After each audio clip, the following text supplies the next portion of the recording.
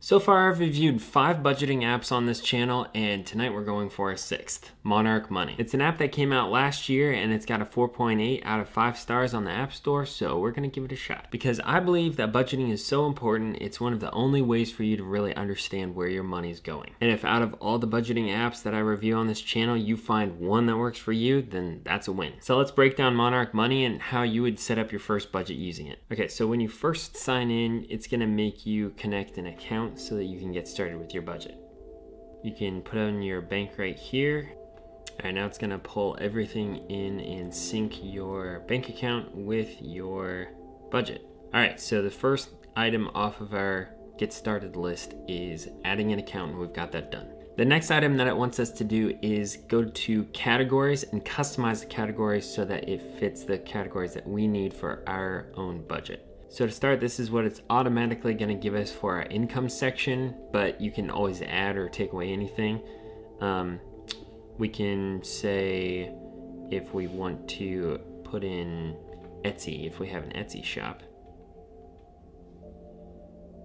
and we'll put that in income and save. Next, we're going to go to expenses. Now, it's got a number of different expenses that many people may need.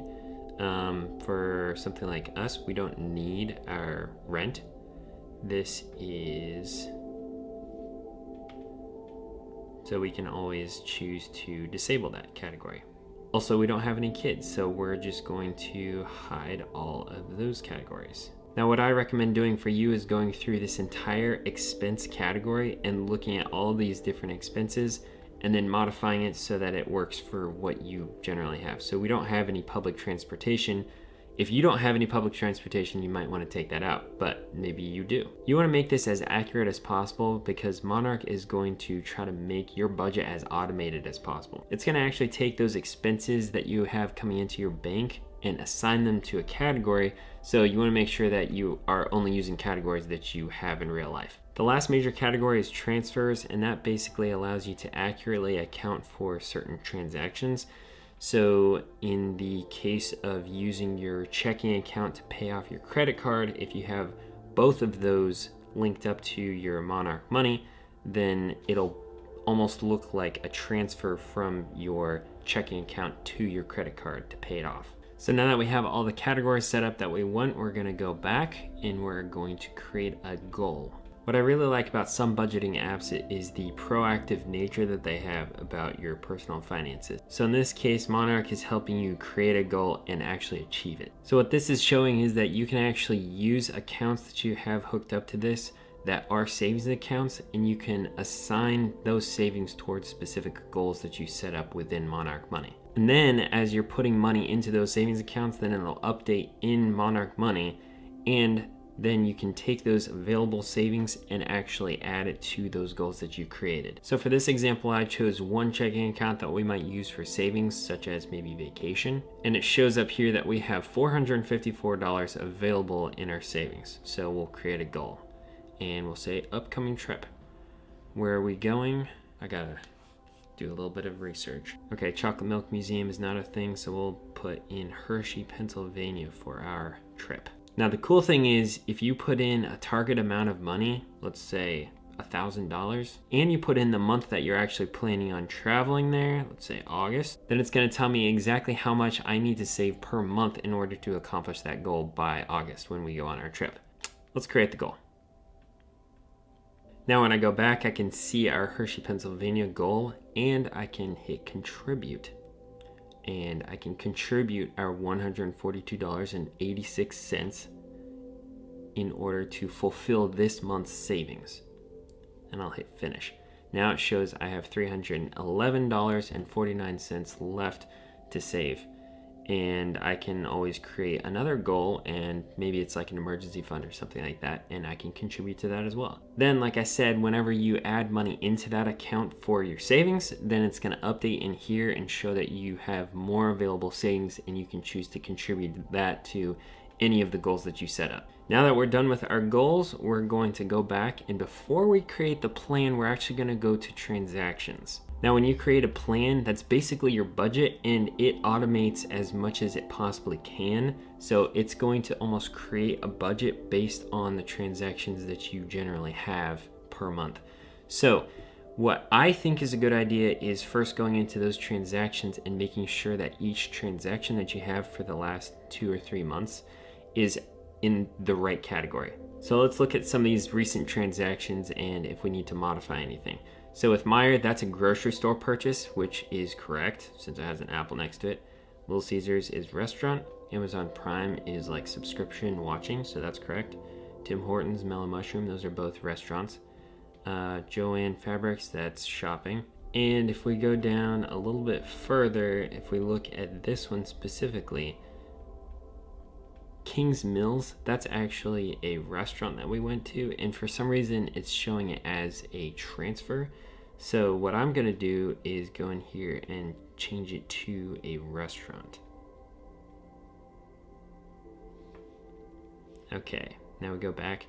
That way, when it starts looking through all the transactions and creating the plan, then it'll associate the right amount towards restaurants. And yes, we spent $10 on Girl Scout cookies, which Thin Mints, man. Well, I got Thin Mints. Bailey got something else. Bailey, what kind of Girl Scout cookies did you get? Samoas. Thin Mints.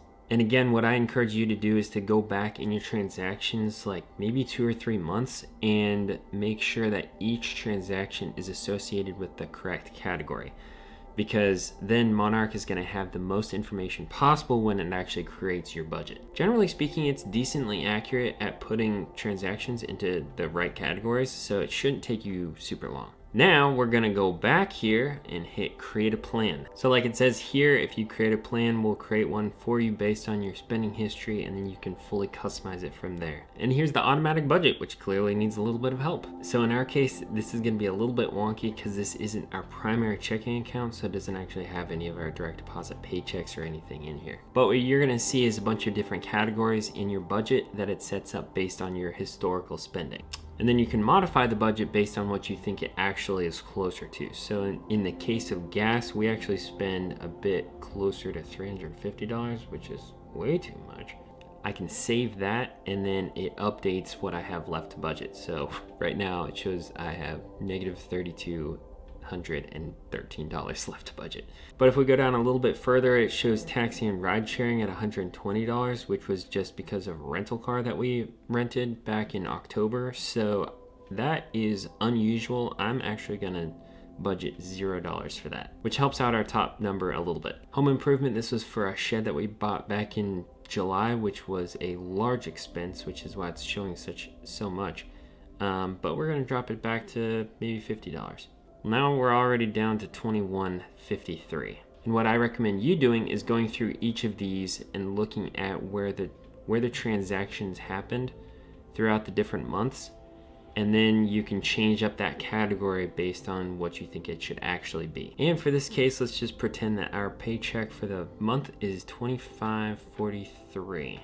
And now it shows that we have $0 left to budget, which means that we have a zero-based budget. One other thing to note is that if we go to the bottom, we can actually see our contributions to our Hershey, Pennsylvania trip. So it actually does account for those savings that you put into your goals. Now this number up here, the left to budget, actually tells you a lot about your budget because it'll tell you where you're at compared to where you want to be. So if you start putting in expenses and the amount that you want budgeted in different categories and it has a negative number up there, then it either means that you're spending too much or you're not making enough money. So something needs to change. And that's why I like budget so much, because it actually tells you useful information, as painful as it may be. Also, if you notice up here, it shows that we have $2,543 of income, but nothing has actually been received this month thus far. So that's why it shows $0 here under remaining. At the beginning of the month, you may have everything budgeted out, but that doesn't mean that you have all of your paychecks already. And then because of that left to budget number, you have to make changes to your budget to actually make your budget work. Because really it's just a math problem. You have money coming in, you have money going out, and you have to either make them equal or you have to make your money coming in greater. Now if you'll notice, it shows that we have $2,543 that are actually budgeted for income, but we haven't received a paycheck according to this so far, which kind of helps you understand where you're at for the month. Because you might have everything budgeted out at the beginning of the month, but that doesn't mean that you've been paid all of your paychecks. Now, if you look here at the bottom, we're on plan, but if we move one tab over, it actually shows us where we're at during the month in terms of our cash flow. And as you can see, we've got $0 in income so far and $386 of expenses. So for the month,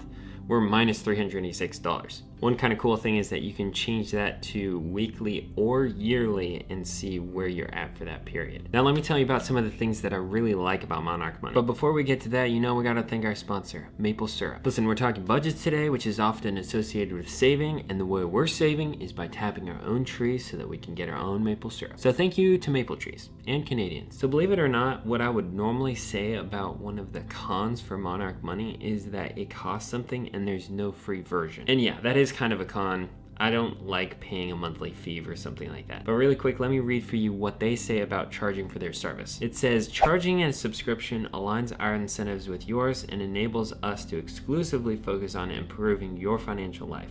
It also means that we will never clutter the product with ads, try to sell you a credit card you don't need, or auction off your financial data to the highest bidder. And you know what? That makes a lot of sense, and I'm okay with that reason. Because it really is true. If you are financially invested in something, then you tend to take it more seriously. That being said, it's really nice that they have a 7-day trial period and they don't actually require a credit card or debit card or something like that to sign up. Another thing that I really like is that they have online access for your budget. And I know it's pretty simple, but I just really like the fact that you can access it on your phone and on your computer, because sometimes when I'm inputting expenses or whatever, it's actually easier for me to do it on the computer than it is for me to do it on my phone. And also, if you don't have access to your phone for some reason, then you can still take care of your budget. The next thing I'm a fan of is that it automates things as much as it possibly can, and that is by taking your historical transactions, analyzing them, and then creating your budget based on those transactions. Now, it might take some modification like it did for me, but after the first couple months, then you'll have something that's set up that works pretty well. And since it'll know that you'll put certain transactions into certain categories, then it can automatically do that in the future. Another thing I like is that it actually shows how much you have left to earn in your month, because even though you may budget a certain amount of income, it doesn't all come in at the beginning of the month. Bailey and I use EveryDollar for our budget, and that isn't really something that it takes into account. So at least this is more accurate about when you get paid and how much money you have in your account for certain expenses at the beginning of the month. And you might have to save up a little bit of a buffer to take care of some of those early month expenses. And the last major thing that I like about this app is that you can add family members to it so that they can budget with you. Especially if you're married, I think it's important that you budget together, so that's a pretty big feature. I also really like that you can see all of your money all in one place, because you can attach all of your accounts to your Monarch account. I mean, you can add bank accounts and everything, but you can also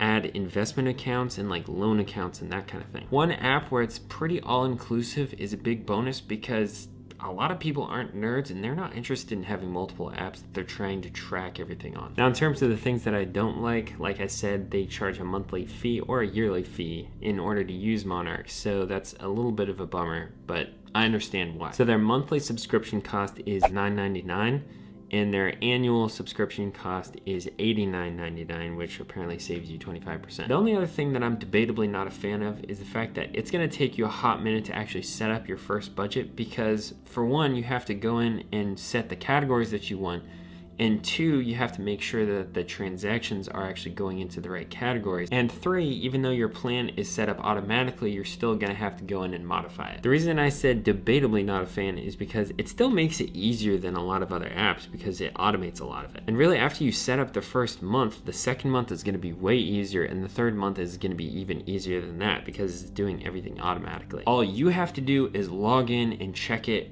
on a regular basis so that you actually know where you're at with your money. But for those of you who aren't nerds like me, an automated system like this makes a big difference in your finances. Now, if you want to learn more about other budgeting apps that I have reviewed, then you can check out the description down below, and I'll have links to all of those. That's EveryDollar, YNAB, Mint, Fudget, and Good Budget. Let me know in the comments down below if you think Monarch could be a good budget for you, especially if you're someone that doesn't isn't a nerd. And if you found any value in this video, then give it a like because that would really help my channel. I'm gonna do a video soon where I'm comparing all the budgeting apps that I've reviewed, and if I've done that already, then the video is gonna be down here. And if you're interested in checking out a video where I'm comparing EveryDollar, Mint, and YNAB, then you can check out this video right here. Otherwise, you can subscribe right here.